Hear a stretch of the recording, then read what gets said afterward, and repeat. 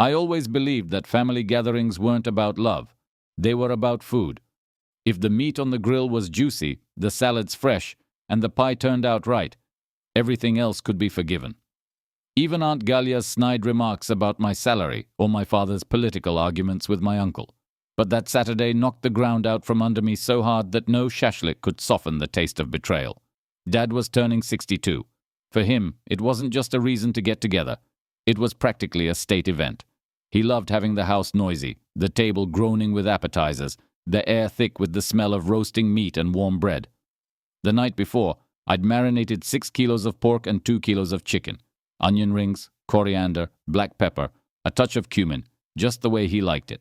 The meat was in big enamel tubs in the garage, covered with lids. Every couple of hours I'd mix it, breathing in the marinade's aroma, picturing how tomorrow everyone would praise my skill. By Saturday morning, the yard was filling with guests. The rustle of bags, the clinking of glasses, voices, smells. Along the fence, I set up folding tables, covered them with white cloths. Lena, my wife, was already spooning salads into porcelain bowls. She looked like she'd stepped off a magazine cover. Light floral dress, hair pinned back, lips shining with balm. My younger brother Kostya showed up last. He brought a bottle of expensive whiskey, clapped me on the shoulder, and smirked. "So, big brother, ready to throw a feast for the ages?" I joked it off, though things between us had always been tense. He was the family's golden boy, charming, likable, always the center of attention. I was the one who just gets things done. The celebration moved along. Toasts, jokes, clinking glasses. I stood at the grill, turning skewers, brushing the meat with leftover marinade. Lena kept coming by, bringing plates of ready portions, kissing me on the cheek in front of everyone. The perfect picture. While I waited for the next batch to finish, I noticed Lena's phone on the bench by the house wall. She usually kept it glued to her hand. The screen lit up. A message. I saw the name. Kostya. My heart gave a sharp twinge. Okay, it's my brother. Maybe something about the party. But I caught the notification without even touching the phone. "I can't stop thinking about how you were last night." Then the text cut off. At first I tried to convince myself it was just a joke, but my hand reached for it on its own. The phone wasn't locked. I opened the chat. Photos. My wife in our shower, wearing his shirt, lying on his couch. Messages dated when I'd been away on business trips. Lena. "Not tonight, he's home." Kostya. "Then tomorrow. I'm going crazy."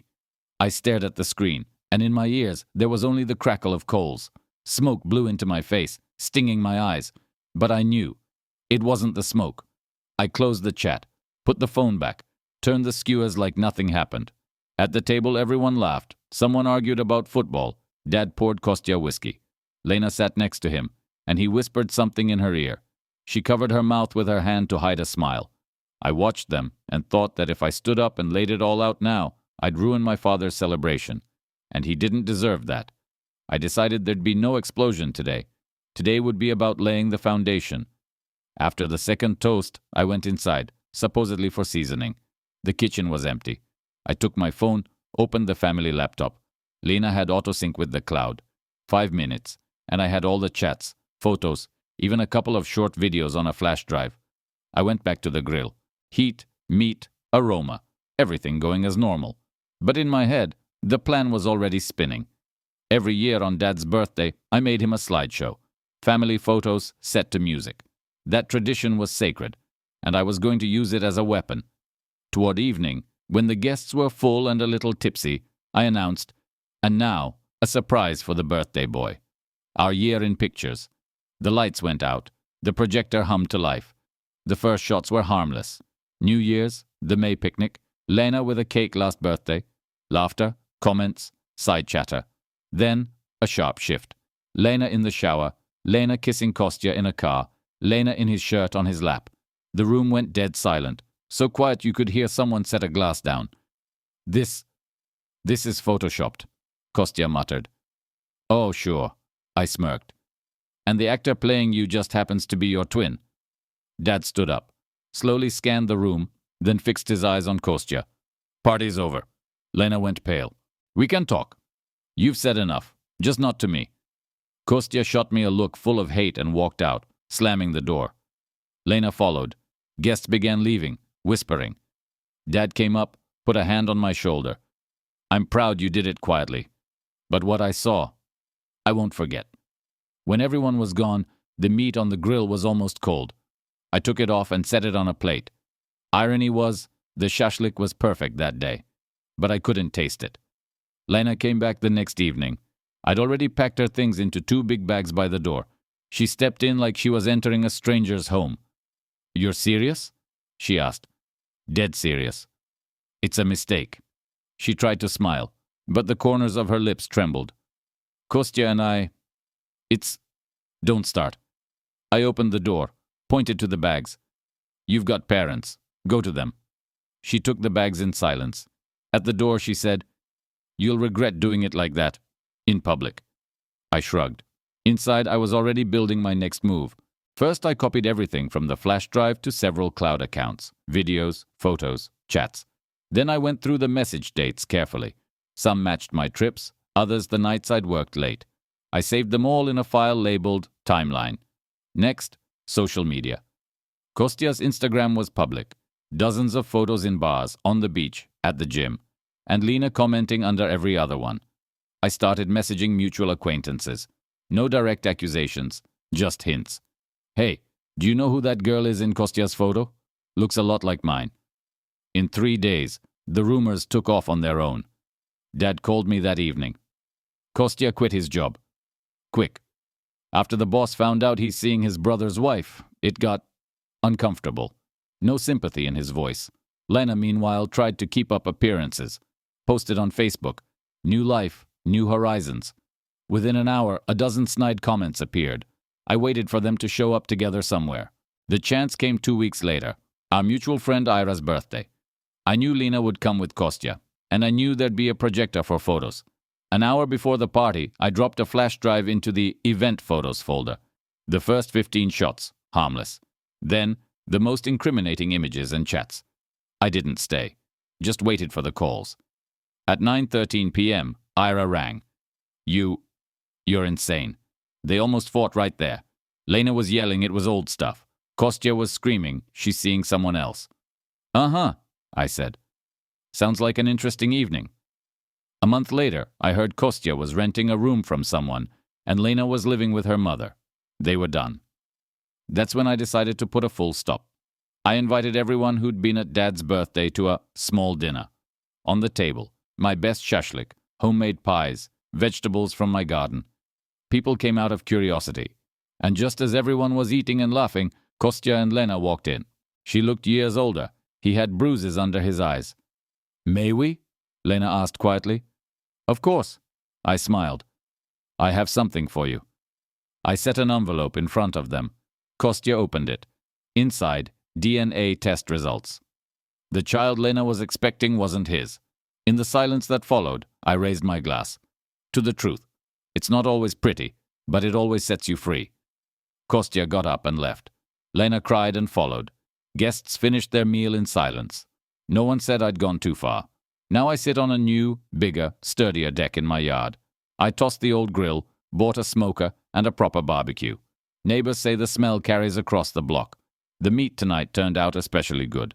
And for the first time in a long while, I could eat it without the aftertaste of lies. I started with the simplest thing, their jobs. Kostya tried to get hired at several places, but in a small town, gossip moves faster than buses. A couple of calls to friends in gyms where he applied, and a polite, I'd double-check his past employment. I didn't even lie, just said there might be some personal reputation concerns. People drew their own conclusions. Lena tried in her field. She worked in sales for a small company. That was easier. An anonymous email to management with a selection of chat screenshots and photos, plus one line, think about whether you want this person representing your firm. A week later, she posted online that she was seeking new horizons, which meant she'd been fired. I didn't rush to finish them off. I enjoyed watching them sink slowly. Kostya started part-time at a car wash. Sometimes I'd drive by and honk without looking. I knew he saw my truck. Lena got a job at a call center. Low pay. They'll take anyone. Now and then mutual friends sent me screenshots of their chats. Kostya whining that everyone's against him. Lena complaining she doesn't understand why this is happening. I wanted to text her, because of the truth. But I held back. A couple of months later, I heard they'd started talking again. Loneliness overpowered resentment. Even better, together they were weaker than apart. I seeded a rumor that Lena was seeing someone else, using a mutual acquaintance who couldn't keep her mouth shut. Kostya snapped, made a scene in the street. The video hit local chats. I saved it. It's always good to have an archive. Eventually, it got boring. They weren't a threat anymore, just two people I'd let destroy themselves. But then, I found out Lena was trying to get back into a company where I had connections. Time for the final point. I accidentally met her prospective employer in a cafe. A few polite phrases, a hint that she had a very complicated personal history that often spills into public scandals.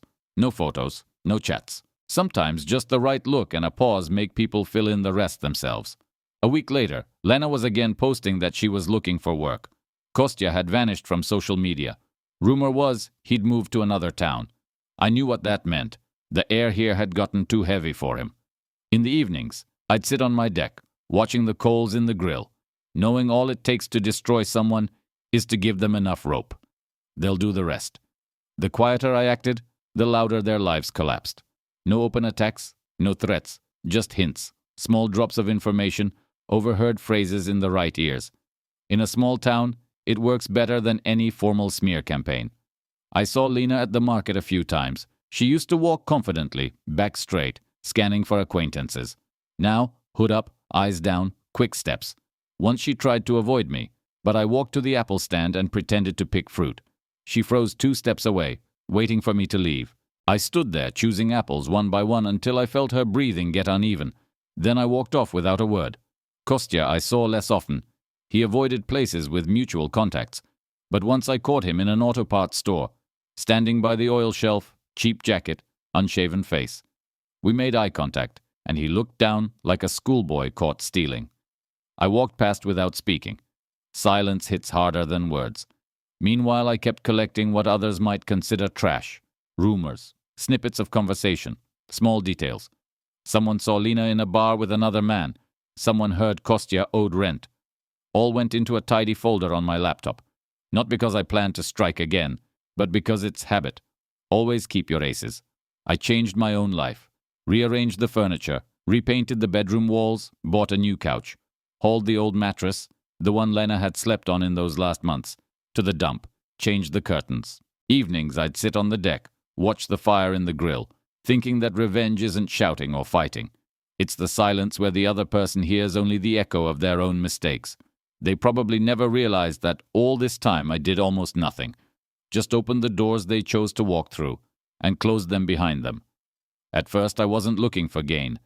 Everything I did was just a reaction. Cold, calculated, but still a reaction to betrayal. But in a small town, every rumor, every leak leads somewhere. Once I was just that quiet guy who kept to himself. After the Lena and Kostya story, people looked differently. Some saw a victim, some a cold avenger. But most treated me with cautious respect, especially men who knew what it meant to be cheated on. One acquaintance, who owned a small auto shop, approached me in a store. "Heard you know how to handle people. I've got someone who needs putting in their place but without police or noise. Can you advise?" I didn't do it for him, just gave a couple of tips. A week later he called, invited me for shashlik. We became friends, and a month later he hired me part-time as a purchasing consultant. Nice pay bump. Another case. A realtor who used to avoid me started calling with special offers. "For our own," she said. I knew part of the respect I got came from fear, and that suited me fine. Rumors about how I dealt with the cheating grew with details that never happened. People said I'd hired private investigators, paid IT guys to hack phones. Let them think so. Sometimes legend is better than truth. A couple of old friends who'd been closer to Kostya now came to me for advice. One admitted his girlfriend was acting strangely and asked how to check if she was cheating. I gave him the same advice I'd given myself. Watch the little things, not the words. The phone, the habits, the chats. A month later, he said I was right. What began as a personal war became something bigger. I found myself at the center of an informal network. People who knew that if someone was lying or playing dirty, I could help expose it. Not always for free, sometimes for a favor, sometimes for cash, sometimes just to have someone in my debt. Their downfall had opened new doors for me. Places I'd been ignored now invited me in. People who doubted now trusted me. All thanks to two people who thought they could play behind my back without consequences. Irony was, I hadn't just taken revenge. I'd built a reputation that brought me real returns. But I still kept that folder on my laptop. Their photos, chats, videos, in case anyone forgot how exactly they ended up at the bottom. It happened in mid-autumn, at the mall. I was there to buy a new jacket. Sunday, crowded, the food court buzzing like a train station. I was in line at a clothing store, choosing between two models, when I spotted them out of the corner of my eye. Lena and Kostya. Together. Not holding hands, but walking side by side. She in a worn coat, he in a cheap jacket with a broken zipper. Lena carried a discount store grocery bag. Kostya had a paper coffee cup. They saw me right away. I could tell from how Lena flinched and Kostya slowed his pace like he couldn't decide whether to pass by. I pretended to browse a jacket on the rack, but watched them peripherally as they exchanged looks, deciding whether to approach. In the end, Lena did. "Hi," she said softly, like we were in a library instead of the noise. "Hi. We just wanted to ask, are you still—" She hesitated, searching for words. Angry. I looked at her. Dark circles under her eyes, chapped lips, dull hair. She used to spend more time on makeup than breakfast. Now she looked like she slept 4 hours a night. "No," I said. "Being angry at you would be a waste of time." Kostya stood slightly behind, trying to seem like he was just there by chance. But I saw the tension in his shoulders, how he avoided my eyes. "You've done well for yourself, haven't you?" Lena nodded toward the expensive store bag in my hand. "Just living," I said. "The difference is I don't spend my life lying." She looked away. Kostya tried to smile, but it came out crooked. Back then," he began, but I raised my hand. "Don't. No excuses. It's all over." I walked past them toward the register. Behind me, I heard Lena whisper, "He's not even angry. That's worse." In the parking lot, I loaded my purchases into the trunk and paused for a second, looking at my reflection in the car's black glass. A calm face, without anger or triumph. Just a man who'd stepped out of someone else's filth and wasn't going back. I drove off without looking back. Behind me were two people who once thought they could rewrite my life for themselves. Ahead, an autumn evening, a warm home, and the heat of the grill, where meat and vegetables were already waiting. This time the taste.